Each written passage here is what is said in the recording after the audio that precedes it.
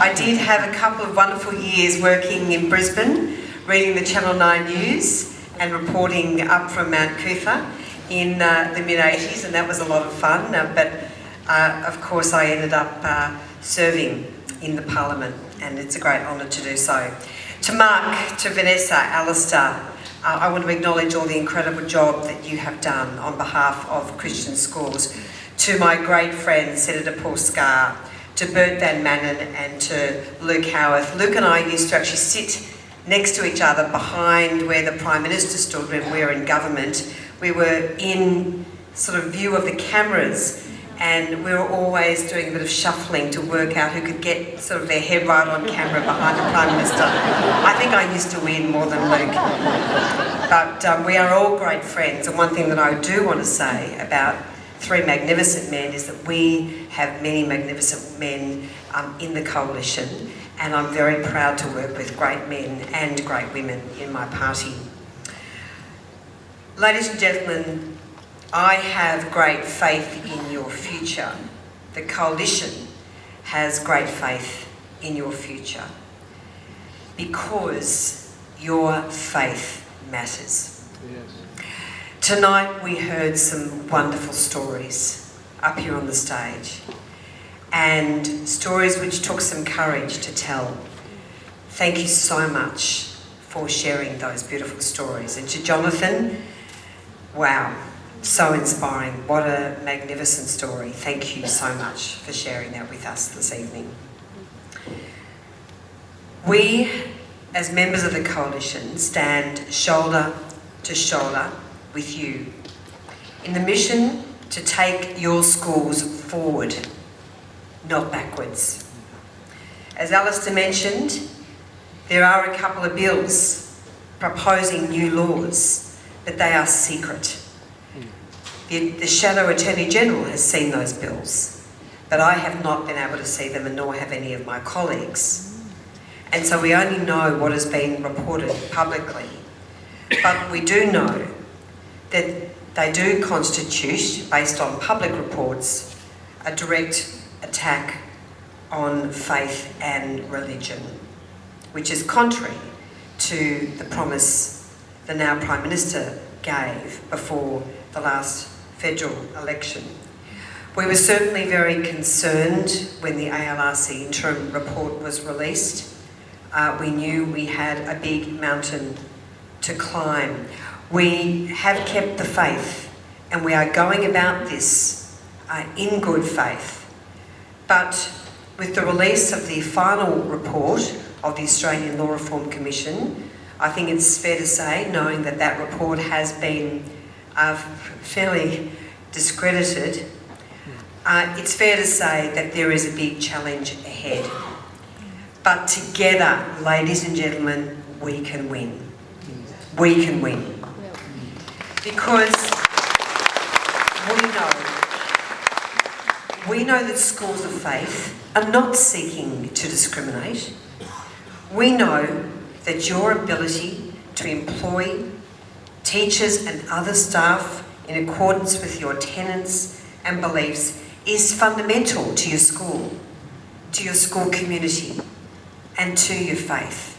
I want you to know and have confidence that we get it. We absolutely get it. You cannot build a community of faith unless you share the values of your community. So when we saw that first report handed down by the ALRC, which confined the ability to employ people of faith to those who only taught religion, we understood straight away that is not sufficient. Sharing and building a community of faith means sharing it with all people in your community. And I have to say, I have met with many school leaders, I have met with many faith leaders, and we've talked about very difficult problems and challenges in schools. But I have been so impressed with the stories that I've heard.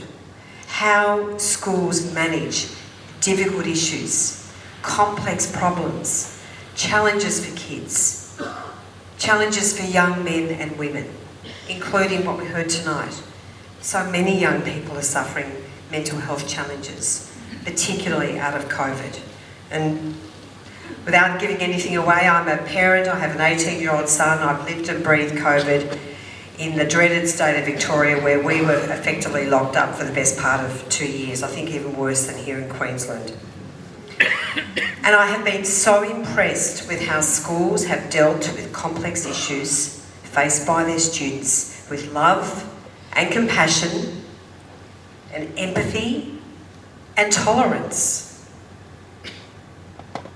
And I look upon the way that you run your schools and your school communities, and I have to say that apart from this issue, in the 12 or so months that I've been the Shadow Minister for Education, I am concerned about where we are going, because I am not getting a strong sense of confidence that the government has the same confidence in non-government schools as perhaps it did when we were in government.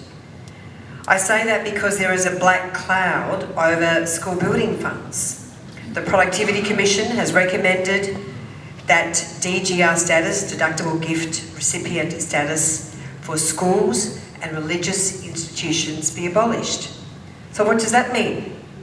It means an end of school building funds, an end of school library funds, an end of scholarship funds, an end to you having the ability to raise funds for your school, for your future.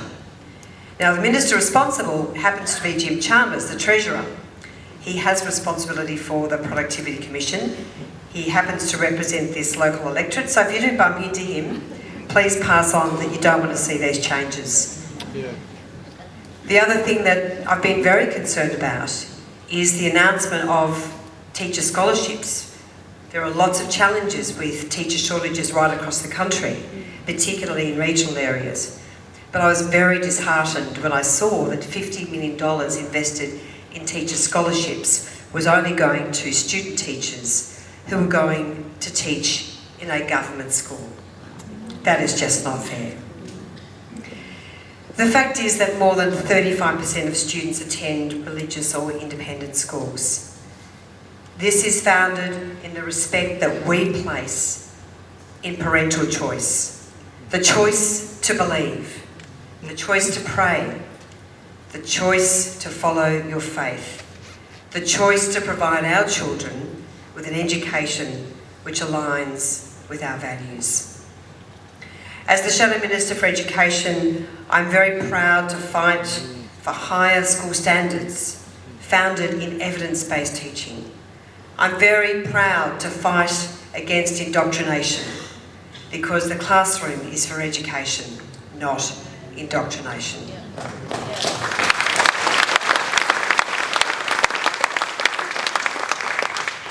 I'm very proud to fight against division and hatred in our universities, as you may have seen in recent weeks and months. And I'm doing that right now, fighting anti-Semitism, which is rearing its ugly head in a number of universities and now here at UQ. I am very proud to fight for your freedom to follow your faith, and I'm very proud to fight for you. Thank you.